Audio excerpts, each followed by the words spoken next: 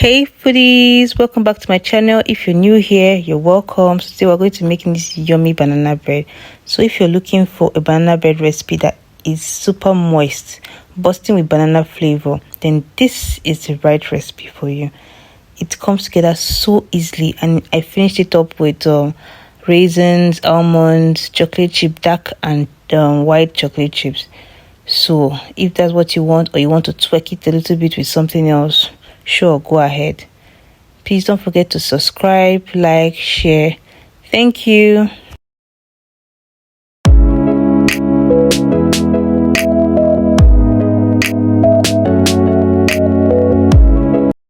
So this is how I soak my raisins.